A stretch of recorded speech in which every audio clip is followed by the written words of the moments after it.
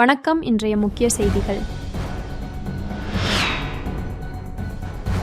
புதுச்சேரியில் அனைத்து ரேஷன் கார்டுதாரர்களுக்கும் மாதந்தோறும் தலா 2 கிலோ இலவச கோதுமை வழங்கும் திட்டத்தை முதலமைச்சர் ரங்கசாமி தொடங்கி வைத்தார்.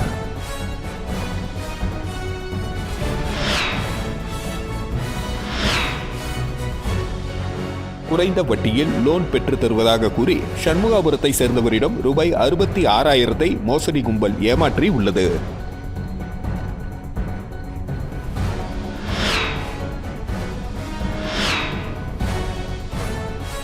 மின்சார பைக் மற்றும் 3 சக்கர வாகன திட்டத்திற்கு விண்ணப்பிப்போர் ஏற்கனவே பெற்று வைத்துள்ள சாதி மற்றும் வருமான சான்றிதழ் கொண்டு விண்ணப்பிக்கலாம் என ஆதி திராவிடர் மற்றும் பழங்குடியினர் நலத்துறை அறிவித்துள்ளது.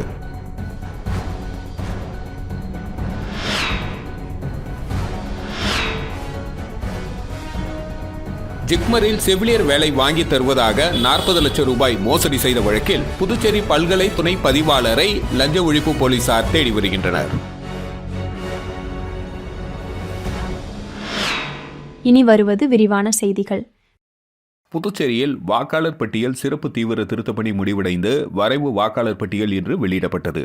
அதன்படி புதுச்சேரி மாவட்டத்தில் திருத்தப்பணிக்கு பின்பு தற்பொழுது 7,66,244 வாக்காளர்கள் உள்ளதாகவும் 85,531 வாக்காளர்கள் நீக்கப்பட்டதாக மாவட்ட ஆட்சியர் குலோத்துங்கன் தெரிவித்துள்ளார். இந்திய தேர்தல் ஆணையத்தின் வழிகாட்டுதல்படி புதுச்சேரி யூனியன் பிரதேசத்தில் கடந்த 28/10/2025 முதல் 14/2/2026 வரை வரைவு வாக்காளர் சிறப்பு தீவிர திருத்தப்பணி நடைபெற்று வருகிறது. அதன்படி புதுச்சேரியில் கடந்த மாதம் 4ஆம் தேதி தொடங்கிய வாக்காளர் பட்டியல் சிறப்பு தீவிர திருத்தப்பணி முடிவடைந்த நிலையில் வரைவு வாக்காளர் பட்டியலை அங்கீகரிக்கப்பட்ட அனைத்து கட்சி நிர்வாகிகள் முன்னிலையில் மாவட்ட ஆட்சியர் குலோத்துங்கன் அவரது அலுவலகத்தில் இன்று வெளியிட்டார். ஏற்கனவே திருத்தப் பணிக்கு முன்பு புதுச்சேரி மாவட்டத்தில் 8,51,775 மொத்த வாக்காளர்கள் இருந்தனர். இந்நிலையில் இறப்பு, நிரந்தரமாக குடிபெயர்ந்த இரட்டை வாக்காளர் என 85,531 பேர் தற்பொழுது நீக்கப்பட்டுள்ளனர். இது மொத்த வாக்காளர்களில் 10.04% ஆகும். இதன்படி புதுச்சேரியில் 16,171 வாக்காளர்கள் மரணம் அடைந்து விட்டதாகவும் 45,312 வாக்காளர்கள் வேறு இடத்திற்கு குடிபெயர்ந்து விட்டதாகவும் 22,077 பேர் வாக்காளர்கள் குறிப்பிட்ட விலாசத்தில் இல்லாதவர்கள் எனவும் 1,627 வாக்காளர்கள் ஏற்கனவே வேறு சட்டமன்ற தொகுதியில் வாக்காளர் பட்டியல் இடம்பெற்றுள்ளார்கள் என்றும் 344 வாக்காளர்கள் வேறு காரணங்களுக்காக நீக்கப்பட்டதாக தெரிவித்தார். தற்பொழுது திருத்தப் பணிக்கு பின்பு புதிய வரைவு வாக்காளர் பட்டியல் மொத்தம் 7,66,244 பேரும், இதில் ஆண் வாக்காளர்கள் 3,60,396 பேரும், பெண் வாக்காளர்கள் 4,05,728 பேர், மூன்றாம் பாலினத்தவர் 120 பேர் ஆவர். மேலும் ஏற்கனவே 798 வாக்குச்சாவடி இருந்தது. இதில் தற்பொழுது கூடுதலாக 120 புதிய வாக்குச்சாவடிகள் சேர்க்கப்பட்டுள்ளதாகவும் இதனால் வாக்குச்சாவடி எண்ணிக்கை 918 உள்ளது எனவும் 31 வாக்குச்சாவடி இடங்கள் மாற்றப்பட்டுள்ளதாக கூறினார்.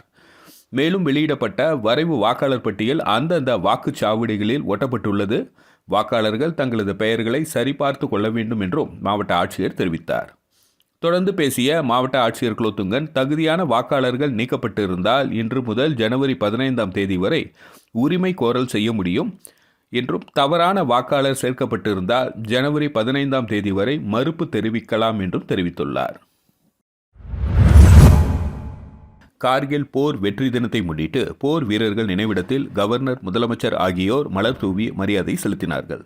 புதுச்சேரி அரசு செய்தி மற்றும் விளம்பரத்துறை சார்பில் 1971 இந்தியா பாகிஸ்தான் போர் வெற்றி தினம் அரசு விழாவாக இன்று கொண்டாடப்பட்டது. இதனையொட்டி கடற்கரை சாலையில் பிரெஞ்சு தூதரகம் எதிரில் அமைந்துள்ள போர் வீரர்கள் நினைவு சின்னத்தில் துணைநிலை ஆளுநர் கைலாஷ்நாதன், முதலமைச்சர் ரங்கசாமி மலர் வளையம் வைத்து 1971 இந்தியா பாகிஸ்தான் போரில் உயிர் நீத்த வீரர்களுக்கு அஞ்சலி செலுத்தினர்.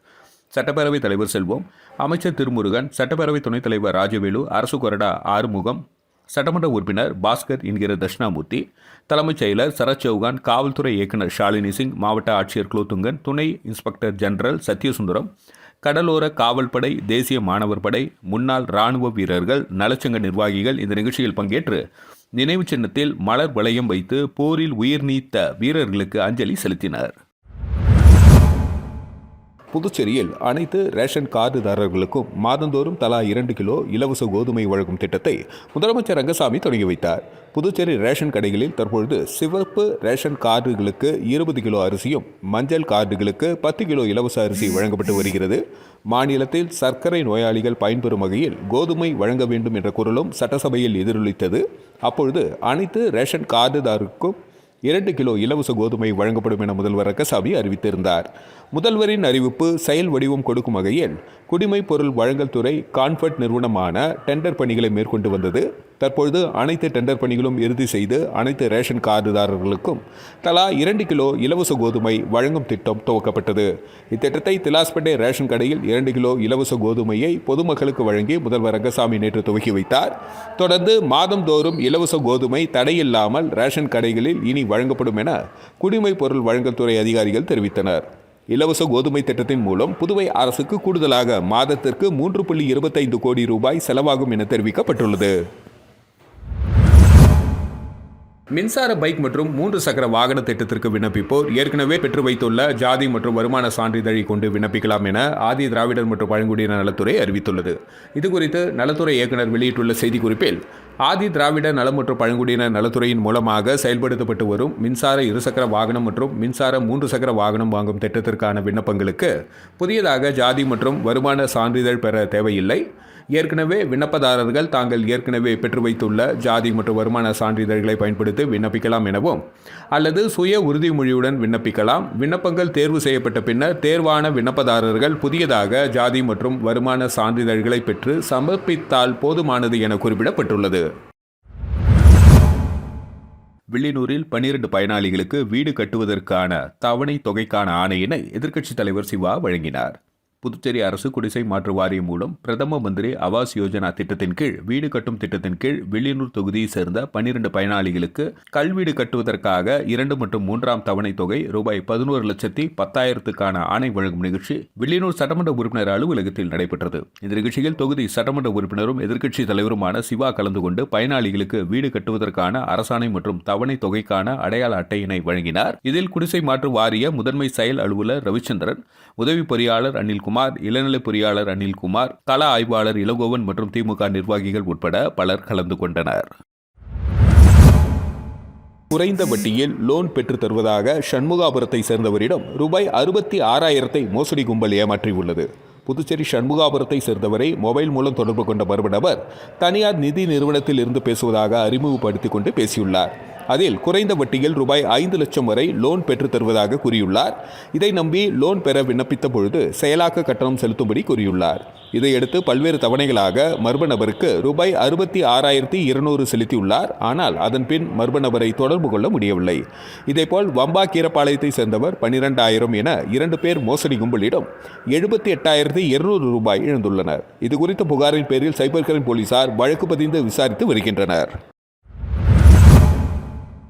ஜிக்மரில் செவிலியர் வேலை வாங்கி தருவதாக 40 லட்சம் ரூபாய் மோசடி செய்த வழக்கில் புதுச்சேரி பல்கலை துணை பதிவாளரை லஞ்ச ஒழிப்பு போலீசார் தேடி வருகின்றனர். புதுச்சேரி ஜிக்மர் மருத்துவமனையில் உருவியாரை சேர்ந்த முரளிதரன் தன் தங்கை, நண்பர்கள் மற்றும் உறவினர்களுக்கு செவிலியர் பணி தேடி வந்தார். புதுச்சேரியில் டீ கடை நடத்தி வரும் ராஜ்குமார் என்பவர் அறிமுகமாகி வேலை வாங்கி தருவதாக கூறியுள்ளார். இதற்காக முரளிதரன் ராஜ்குமாரிடம் 40 லட்சம் ரூபாய் கொடுத்தார். ஆனால் ஜிக்மர் செவிலியர் வேலைக்கான முடிவுகள் வெளியான பொழுது பணம் கொடுத்தவர்களின் பெயர்கள் இடம்பெறவில்லை. பணத்தை திரும்ப கேட்டபொழுது ராஜ்குமார் தர மறுத்தார். ஒதியஞ்சாலை இன்ஸ்பெக்டர் செந்தில்குமார் தலைமையிலான போலீசார் வழக்கு பதிந்து ராஜ்குமாரை விசாரித்ததில் 40 லட்சம் ரூபாய் 5 லட்சத்தை மட்டும் தான் எடுத்துக்கொண்டு மீதம் 35 லட்சம் ரூபாயை அப்பொழுது ஜிக்மரில் பதிவாளராக பணியாற்றிய மகேஷ் என்பவரிடம் கொடுத்ததாக அவர் கூறியுள்ளார். இதையடுத்து ஒதியஞ்சாலை போலீசார் அந்த வழக்கை லஞ்ச ஒழிப்பு போலீசாருக்கு மாற்றினர். லஞ்ச ஒழிப்பு போலீசார் தற்பொழுது புதுச்சேரி பல்கலை துணை பதிவாளராக பணியாற்றி வரும் மகேஷை கைது செய்யும் நடவடிக்கையில் இறங்கியுள்ளனர். அவர் 4ஆம் தேதி முதல் தலைமறைவானார் என்பது குறிப்பிடத்தக்கது. அவரை தொடர்ந்து போலீசார் தேடி வருகின்றனர். புதுச்சேரியில் திருபுவனை அருகே கஞ்சா விற்பனையில் ஈடுபட்ட 3 இளைஞர்களை போலீசார் கைது செய்தனர். புதுச்சேரி திருபுவனை காவல் நிலைய உதவி ஆய்வாளர் கதிரேசன் மற்றும் போலீசார் நேற்று ரோந்து பணியில் ஈடுபட்டிருந்தனர். அப்பொழுது பூரணா சிங் பாளையம் அருகே பள்ளி அருகே 3 பேர் நின்று கொண்டு டியூஷன் சென்று வரும் மாணவர்களுக்கு கஞ்சா விற்பனை செய்வதாக தகவல் கிடைத்தது. உடனே போலீசார் அங்கு சென்றனர். போலீசாரை கண்டதும் 3 பேரும் அங்கிருந்து தப்பியோட முயன்றனர். போலீசார் அவர்களை மடக்கி பிடித்து விசாரணை நடத்தியதில் அவர்கள் சிறுவந்தாடு மோட்சகுளம் மாரியம்மன் கோவில் தெருவை சேர்ந்த சுபாஷ் என்றும், புரணா சிங் பாளையம்பேட் மாரியம்மன் கோவில் வீதியை சேர்ந்த சிந்தனை தாசன் என்கிற தாஸ் என்றும், முகேஷ் என்பதும் தெரிய வந்தது. இதனையடுத்து அவர்களிடமிருந்து 32 கிராம் கஞ்சா, செல்போன் ஆகியவை பறிமுதல் செய்யப்பட்டது. 3 பேரும் நீதிமன்றத்தில் ஆஜர்படுத்தப்பட்டு காலப்பட்டு மத்திய சிறையில் அடைக்கப்பட்டனர். பெண் குழந்தை பெற்ற குடும்பங்களுக்கான ஊக்கத்தொகை உயர்த்தி அரசாணை வெளியிடப்பட்டுள்ளது. இதுகுறித்து மகளிர் மற்றும் குழந்தைகள் மேம்பாட்டுத்துறை அமைச்சர் தேனி ஜெயக்குமார் வெளியிட்டுள்ள செய்திக்குறிப்பில், புதுச்சேரி மகளிர் மற்றும் குழந்தைகள் மேம்பாட்டுத்துறை சார்பில் பல்வேறு மகளிர் மேம்பாட்டு திட்டங்கள் செயல்படுத்தப்பட்டு வருகிறது. அதில் 1 அல்லது 2 பெண் குழந்தைகள் பெற்ற குடும்பங்களுக்கு ஊக்கத்தொகை வழங்கும் திட்டம் ஒன்று.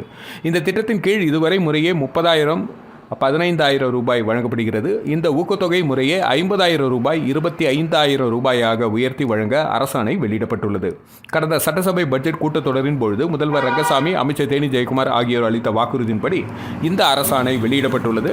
உயர்த்தப்பட்ட நிதியுதவி அளிப்பதன் மூலம் அரசுக்கு கூடுதலாக ஆண்டிற்கு 60 லட்சம் ரூபாய் செலவாகும் எனவும், இதன் மூலம் 600 பெண் குழந்தைகள் பெற்ற 300 குடும்பங்கள் பயனடையும் என குறிப்பிடப்பட்டுள்ளது. புதுச்சேரி நெல்லித்தோப்பு பகுதியில் தேசிய மக்கள் மன்றத்தை லட்சிய ஜனநாயக கட்சி தலைவர் திரு ஜோஸ் சார்லஸ் மார்டின் ரிப்பன் வெட்டி குத்துவிளக்கேற்றி திறந்து வைத்தார். புதுச்சேரி நெல்லித்தோப்பு தொகுதியில் தேசிய மக்கள் மன்றத்தின் 16வது கிளையை லட்சிய ஜனநாயக கட்சி தலைவர் திரு ஜோஸ் சார்லஸ் மார்டின் ரிப்பன் வெட்டி குத்துவிளக்கேற்றி திறந்து வைத்தார். இந்த நிகழ்ச்சியில் தேசிய மக்கள் மன்ற தலைவர் ரீகன் ஜான்குமார், நெல்லித்தோப்பு மன்ற தலைவர் விஜயராஜ் உட்பட 500க்கும் மேற்பட்ட நிர்வாகிகள் பங்கேற்றனர். முன்னதாக மக்கள் மன்றத்தை திறக்க வந்த எல்ஜேகே தலைவர் ஜோஸ் சார்லஸ் மார்டினுக்கு தொண்டர்கள் பட்டாசு வெடித்து மலர் தூவி மேளதாளங்கள் முழங்க உற்சாக வரவேற்பு அளித்தனர். தொடர்ந்து சவரி படையாட்சி வீதியில் உள்ள பெரிய பாளையத்தம்மன் கோவிலில் லட்சிய ஜனநாயக கட்சி தலைவர் ஜோஸ் சார்லஸ் மார்டின் சுவாமி தரிசனம் செய்தார். புதுச்சேரி பெரியார் நகரில் அமைந்துள்ள ஸ்ரீ கங்கை முத்து மாரியம்மன் ஆலய 6ஆம் ஆண்டு கும்பாபிஷேக விழாவினையொட்டி நடைபெற்ற 108 சங்கு பூஜையில் திரளான பக்தர்கள் கலந்து கொண்டு சுவாமி தரிசனம் செய்தனர். புதுச்சேரி நெல்லித்தோப்பு தொகுதிக்குட்பட்ட பெரியார் நகரில் பிரசித்தி பெற்ற அருள்மிகு ஸ்ரீ கங்கை முத்து மாரியம்மன் ஆலயம் அமைந்துள்ளது. இந்த ஆலயத்தின் 6ஆம் ஆண்டு கும்பாபிஷேக விழா விமர்சையாக கொண்டாடப்பட்டு வருகிறது. இதனையொட்டி இன்று காலை 7 மணிக்கு விக்னேஸ்வர பூஜையுடன் தொடங்கியது. அதனையொட்டி நாள்தோறும் அம்மனுக்கு சிறப்பு அபிஷேகம் செய்யப்பட்டு மகா தீபாரதனை காண்பிக்கப்பட்டது. அந்த வகையில் முக்கிய நிகழ்வாக நேற்று 108 சங்கு பூஜை நடைபெற்றது. மணக்குள விநாயகர் குருக்கள் கோபி மற்றும் விக்னேஷ் சிறப்பான முறையில் பூஜை செய்தனர். இதில் புதுச்சேரி மாநில மக்கள் முன்னேற்ற கழக நெல்லித்தோப்பு தொகுதி பொறுப்பாளர் டில்லி பாபு உட்பட திரளான பக்தர்கள் கலந்து கொண்டு சுவாமி தரிசனம் செய்தனர். காரைக்காலில் 100 நாள் வேலை திட்டத்தில் வேலை செய்பவர்களுக்கு உடனடியாக சம்பளம் வழங்க வலியுறுத்தி வட்டார வளர்ச்சி அலுவலகம் முன்பு கடைமடை விவசாயிகள் சங்கம் சார்பில் 50க்கும் மேற்பட்ட விவசாயிகள் கண்டன ஆர்ப்பாட்டத்தில் ஈடுபட்டனர். காரைக்கால் மாவட்டத்தில் 100 நாள் வேலை திட்டத்தில் பணி செய்பவர்களுக்கு தற்பொழுது 125 நாட்களாக உயர்த்தியுள்ளனர். இதனை உறுதி செய்து 125 நாட்களும் வேலை வழங்க வேண்டும் என்றும், 100 நாள் வேலை திட்டத்தில் வேலை செய்பவர்களுக்கு உடனடியாக சம்பளம் வழங்க வேண்டும் உள்ளிட்ட பல்வேறு கோரிக்கைகளை வலியுறுத்தி காரைக்கால் மாவட்ட வட்டார வளர்ச்சி அலுவலகம் முன்பு மாவட்ட கடைமடை விவசாயிகள் சங்கம் சார்பில் 50க்கும் மேற்பட்ட விவசாயிகள் கண்டன ஆர்ப்பாட்டத்தில் ஈடுபட்டனர். அப்பொழுது 100 நாள் வேலை திட்டத்தில் பணிபுரியும் பணியாளர்களுக்கு உடனடியாக சம்பளம் வழங்க வேண்டும் என்று புதுச்சேரி அரசுக்கு எதிரான கண்டன கோஷங்களை எழுப்பி ஆர்ப்பாட்டத்தில் ஈடுபட்டனர். இதனைத் தொடர்ந்து வட்டார வளர்ச்சி அலுவலகத்தில் அதிகாரிகளை சந்தித்து விவசாயிகள் கோரிக்கை மனு அளித்தனர். திருபுவனை தொகுதிக்குட்பட்ட கலித்தேத்தால் குப்பம் மற்றும் அதனை சார்ந்த பகுதிகளில் குடிநீர் பற்றாக்குறையை போக்க ரூபாய் 38.65 லட்சம் செலவில் புதிய ஆழ்துளை கிணறு அமைக்கும் பணியினை தொகுதி சட்டமன்ற உறுப்பினர் அங்காளன் பூமி பூஜை செய்து தொடங்கி வைத்தார். புதுச்சேரி அரசு பொதுப்பணித்துறை பொது சுகாதார கோட்டத்தின் சார்பில் திருபுவனை தொகுதிக்குட்பட்ட கலித்தேத்தால் குப்பம் கிராமம் மற்றும் அதனை சார்ந்த பகுதி மக்களின் குடிநீர் பற்றாக்குறையை போக்கும் விதத்தில் JMJ கார்டனில் அரசுக்கு சொந்தமான நிலத்தில் பொதுப்பணித்துறையின் சார்பில் ரூபாய் 38.65 லட்சம் ரூபாய் செலவில் புதிய ஆழ்துளை கிணறும் அமைக்கும் பணிக்கான பூமி பூஜை விழா இன்று நடைபெற்றது. இவ்விழாவிற்கு திருபுவனை தொகுதி சட்டமன்ற உறுப்பினர் அங்காளன் தலைமையேற்று பூமி பூஜை செய்து ராட்சத போர்வெல் இயந்திரம் மூலம் ஆழ்துளை கிணறு அமைக்கும் பணியினை தொடங்கி வைத்தார். இந்த நிகழ்ச்சியில் பொதுப்பணித்துறை அதிகாரிகள் மற்றும் கிராம முக்கியஸ்தவர்கள், லட்சிய ஜனநாயக கட்சியின் திருபுவனை தொகுதி தலைவர் ரவிக்குமார், நிர்வாகிகள் முருகையன், கேசவன், குமரன், பாபு, வாசுதேவன், சத்யசேலன், தேவி மற்றும் கிராம பொதுமக்கள் உட்பட பலர் கலந்து கொண்டனர். காரைக்காலில் அமைந்துள்ள பிரசித்தி பெற்ற அருள்மிகு ஸ்ரீ கைலாசநாதர் ஆலயத்தில் நடைபெற்ற திருக்கல்யாண வைபவத்தில் ஏராளமான பக்தர்கள் கலந்து கொண்டு சுவாமி தரிசனம் செய்தனர்.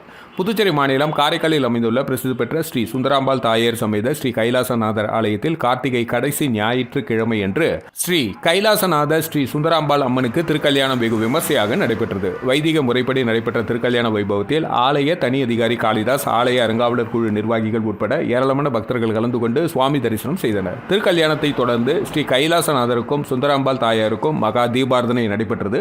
இதில் ஏராளமான பக்தர்கள் கலந்து கொண்டு சுவாமி தரிசனம் செய்தனர். காரைக்காலில் தமிழக காவிரி விவசாயிகள் சங்க பொதுச் செயலாளர் PR பாண்டியனை விடுதலை செய்ய வலியுறுத்தியும் ONGC நிறுவனத்தை கண்டித்தும் அனைத்து விவசாயிகள் நலச்சங்கம் சார்பில் கண்டன ஆர்ப்பாட்டம் நடைபெற்றது. திருவாரூர் மாவட்டத்தில் கடந்த 2015ஆம் ஆண்டு ONGC நிறுவனத்துக்கு எதிரான போராட்டத்தின் பொழுது ONGC நிறுவனத்தின் சொத்துக்களை சேதப்படுத்தியதாக தொடரப்பட்ட வழக்கில் தமிழக காவிரி விவசாயிகள் சங்க பொதுச் செயலாளர் PR பாண்டியன் உள்ளிட்ட 2 பேருக்கு சிறை தண்டனை விதித்து போலீசார் அவரை கைது செய்து திருச்சி மத்திய சிறையில் அடைத்தனர். இந்த நிலையில் கைது செய்த PR பாண்டியனை விடுதலை செய்ய வேண்டும், ONGC நிறுவனத்தை கண்டித்தும் புதுச்சேரி மாநிலம் காரைக்கால் மாவட்டத்தில் அனைத்து விவசாயிகள் நலச்சங்கம் சார்பில் புதிய பேருந்து நிலையம் அருகே விவசாயிகள் கண்டன ஆர்ப்பாட்டத்தில் ஈடுபட்டனர். அப்பொழுது PR பாண்டியன் மீது போடப்பட்ட வழக்கை தமிழக அரசு உடனடியாக ரத்து செய்து விடுதலை செய்ய வேண்டும் என்றும் விவசாயிகள் கண்டன கோஷங்களை எழுப்பி ஆர்ப்பாட்டத்தில் ஈடுபட்டனர். மீண்டும் இன்றைய முக்கிய செய்திகள். புதுச்சேரியில் அனைத்து ரேஷன் கார்டுதாரர்களுக்கும் மாதந்தோறும் தலா 2 கிலோ இலவச கோதுமை வழங்கும் திட்டத்தை முதலமைச்சர் ரங்கசாமி தொடங்கி வைத்தார்.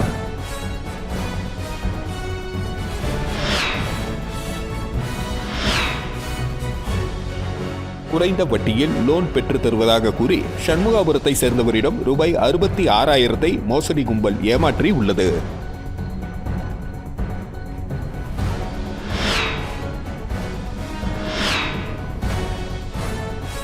மின்சார பைக் மற்றும் 3 சக்கர வாகன திட்டத்திற்கு விண்ணப்பிப்போர் ஏற்கனவே பெற்று வைத்துள்ள சாதி மற்றும் வருமான சான்றிதழ் கொண்டு விண்ணப்பிக்கலாம் என ஆதி திராவிடர் மற்றும் பழங்குடியினர் நலத்தை அறிவித்துள்ளது.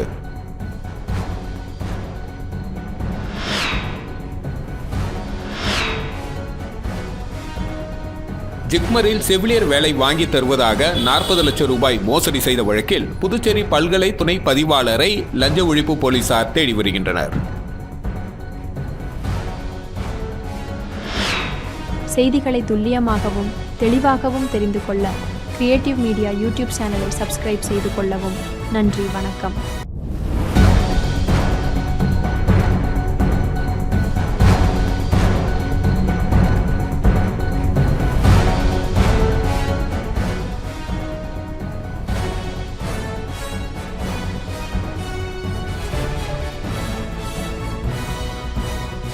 நம்ம சேனலை சப்ஸ்கிரைப் பண்ணுங்க, லைக் பண்ணுங்க, ஃப்ரெண்ட்ஸ்க்கும் ஷேர் பண்ணுங்க.